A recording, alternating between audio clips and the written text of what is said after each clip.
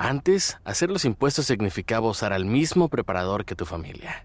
Pero, ¿realmente era lo más conveniente? Ahora hacer impuestos es tener un experto bilingüe de TurboTax ideal para ti, que solo presentará tu declaración cuando sea 100% precisa, garantizado. Ahora los impuestos se hacen así. Intuit TurboTax. Consigue un experto ahora en turbotax.com/español. Expertos bilingües solo disponibles con TurboTax Live. Consulta los detalles de la garantía en turbotax.com/garantías. Compra 5 cuartos de aceite 100% sintético Castrol Edge en O'Reilly Auto Parts y recibe una tarjeta de regalo O'Reilly de $15 después del reembolso.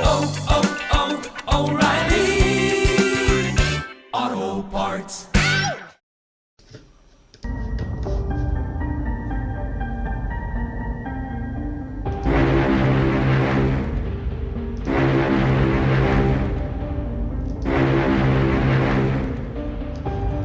Este sonido es el de un crucero, acercándose o alejándose del puerto.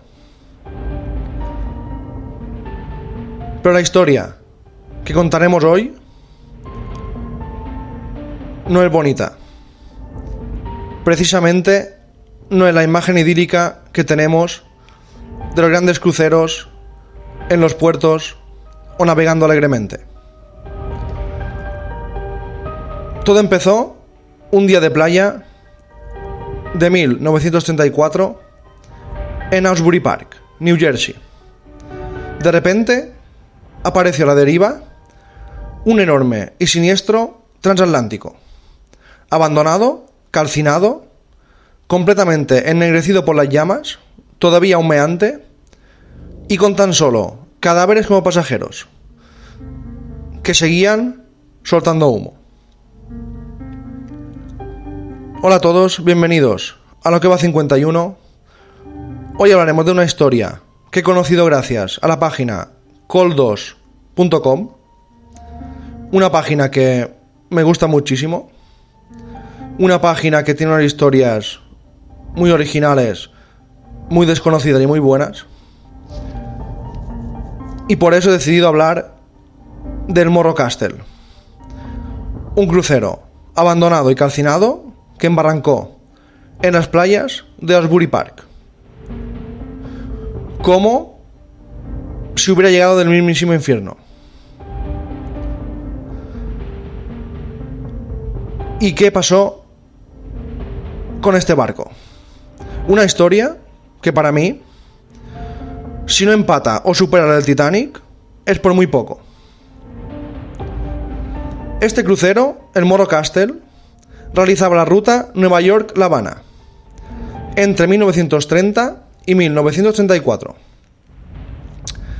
Lo que pasó con este crucero originó gran parte de las medidas de seguridad contra incendios que se adoptan hoy en día en todos los barcos. El navío, construido para unir la ruta Nueva York-Cuba, fue bautizado con el nombre de Castillo de los Tres Reyes Magos del Morro, Morro Castle. Este suntuoso crucero, de 155 metros de eslora, 11.000 toneladas, y propulsado por motores eléctricos que llegaban a los 20 nudos, unos 37 km por hora, era capaz de alojar 489 pasajeros de primera clase y turista, junto a 240 tripulantes. El interior estaba acabado a todo lujo. Pero el problema es que se usaron materiales sin tener en cuenta los riesgos de un incendio, como contrachapados, maderas nobles pegadas con pegamento inflamable y recubrimientos que prendían como una mecha. Todo lo que sucedió con este crucero se podía decir que fue un desastre vaticinado. No se tenía que ser muy listo para saber que un mínimo incendio calcinaría todo el barco. Vamos al último día del crucero. Era viernes 7 de septiembre de 1934. Era el último día de trayecto, del regreso desde Cuba a Nueva York. La tradición dictaba que la noche antes de llegar a puerto se tenía que celebrar una gran fiesta y se tenían que acabar todas las botellas de cava, de champán, del crucero. Cientos de pasajeros se vistieron con sus mejores galas. Se habían reunido en el salón de baile. Bailaban a ritmo de foxtrot. Había un gran banquete de marisco y había risas y aplausos. Pero a las 8 de la tarde ya empezó la tragedia. Y no empezó con fuego, sino con una muerte. Era como si, a partir de ese momento, todos los acontecimientos, uno detrás de otro, se alineasen para conducir irremediablemente al desastre. A última hora de la tarde, el capitán Wilmot se retiró a su camarote para cenar, ducharse y vestirse para asistir a la fiesta de gala. Poco después, empezó a quejarse de fuertes dolores en el estómago y al poco rato, mientras estaba bañando, se desplomó fulminado en su bañera, aparentemente muerto por un infarto. Entonces el mando de la nave pasó al primer oficial, William Warnes, un marinero mucho más inexperto que el capitán. Pero el tercer clavo en el ataúd de este desastre fue que, aparte de la muerte del capitán y de la pésima construcción del barco, el viento aumentó a más de 50 km por hora, mientras que el Morro Castle avanzaba paralelo a la costa estadounidense. Y en lugar de, por seguridad, acercarse a la costa, se metió en aguas internacionales, ya que ahí se podía beber sin restricciones.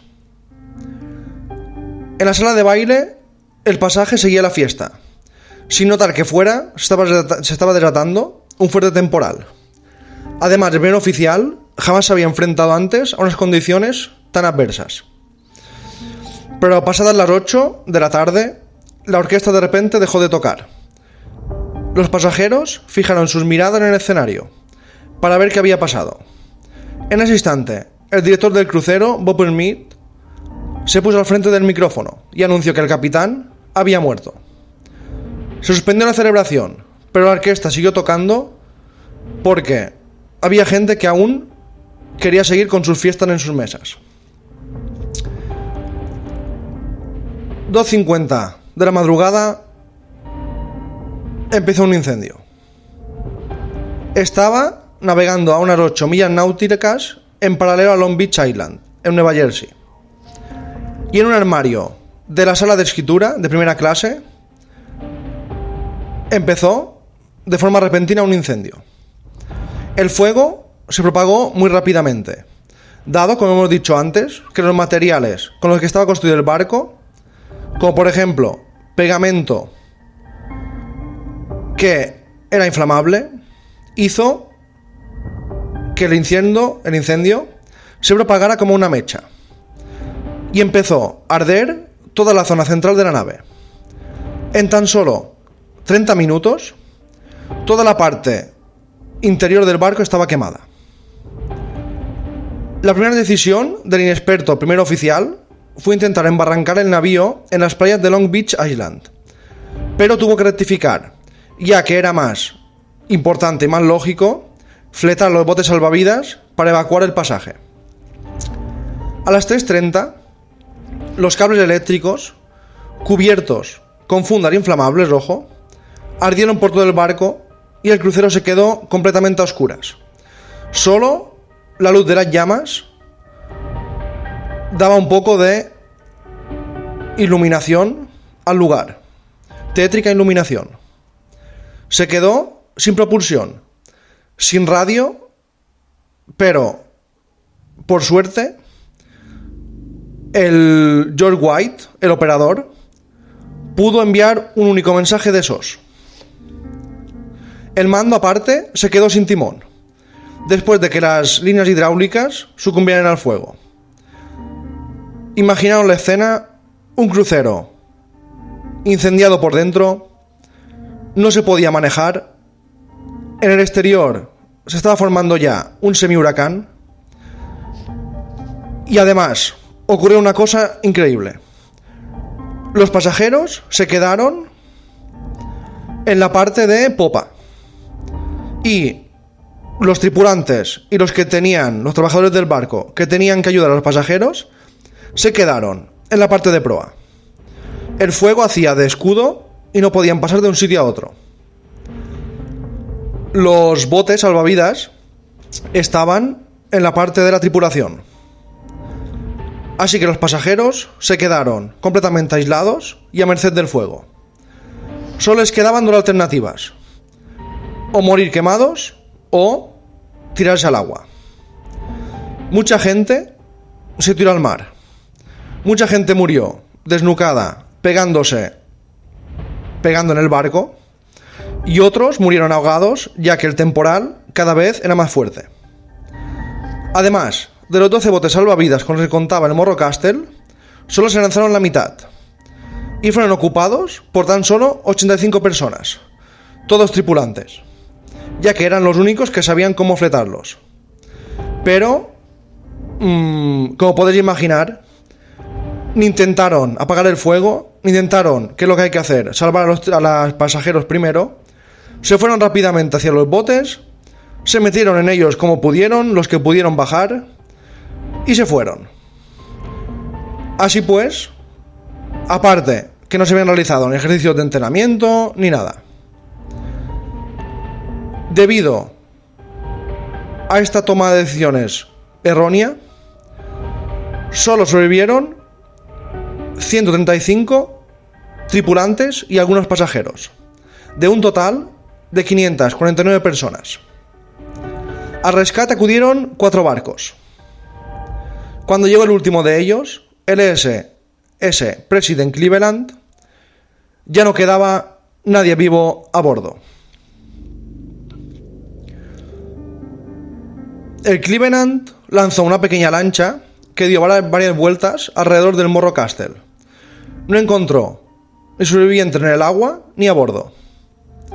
La fuerte corriente había arrastrado aparte bastantes botes de los que fletaron mar adentro.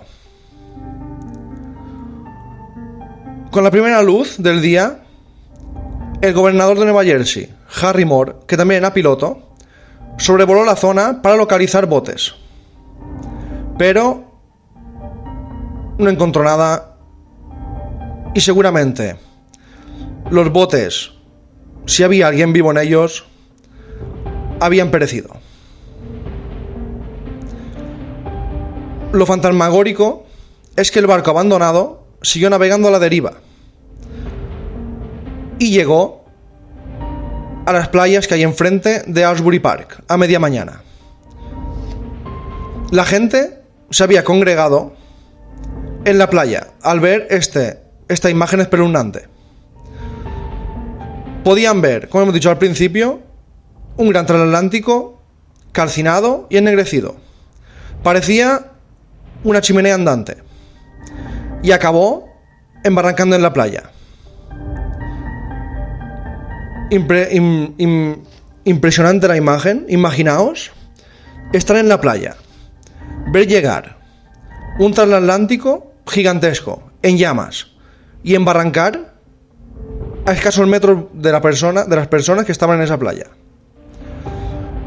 Los bomberos fueron rápidamente a abordar la nave, pero no encontraron ni un solo superviviente. Había una imagen dantesca. Lo que encontraron los bomberos era como sacado en el mismo infierno. Restos óseos de los pasajeros. Habían muerto quemados. Había aún calaveras humeantes, costillas, dientes y gente quemada junto a otros objetos personales, como relojes, llaves o monedas. Todo estaba prácticamente derretido. El Morro Castle permaneció varado en Asbury Park durante 5 meses. Y como si fuese una atracción de circo, La gente acudía cada día, muchísimos curiosos, a la playa.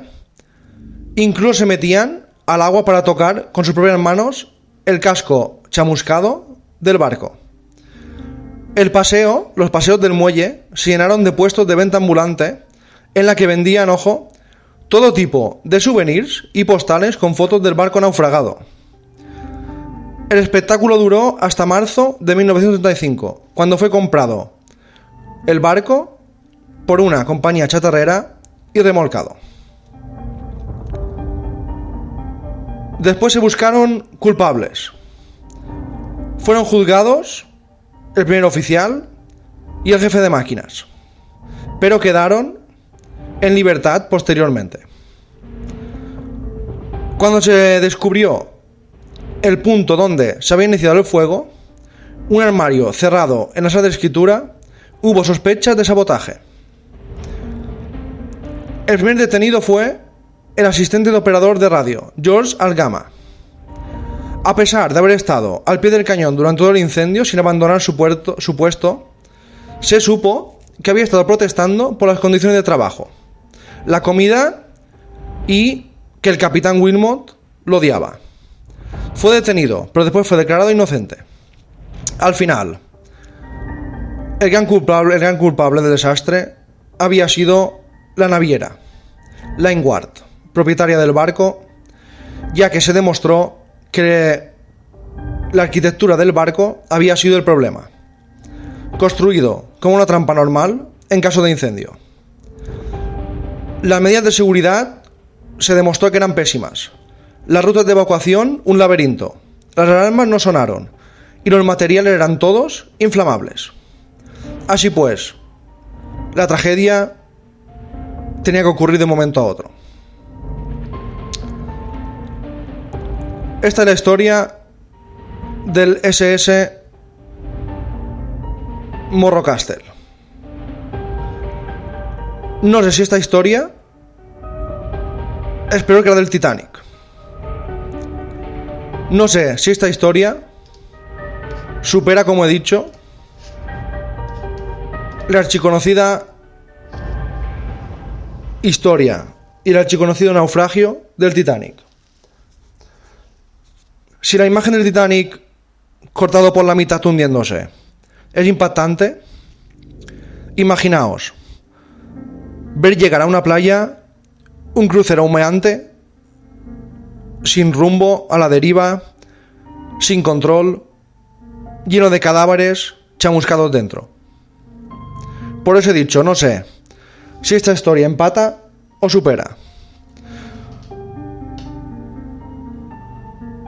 ¿Por qué se hace un barco, un crucero, sin medidas de seguridad? ¿Por qué se invirtió tanto dinero en hacer un crucero de una ruta en ese momento bastante famosa, que era Nueva York-Cuba, y se ponen todos los materiales inflamables? Seguramente fue para abaratar costes. Seguramente, como en el Titanic, creyeron que nunca ocurriría un desastre de esta magnitud. Y seguramente el incendio fue provocado.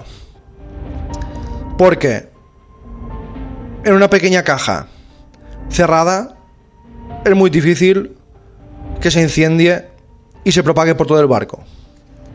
Pero así todo, murieron un montón de personas inocentes que solo estaban disfrutando de la última velada a bordo del barco.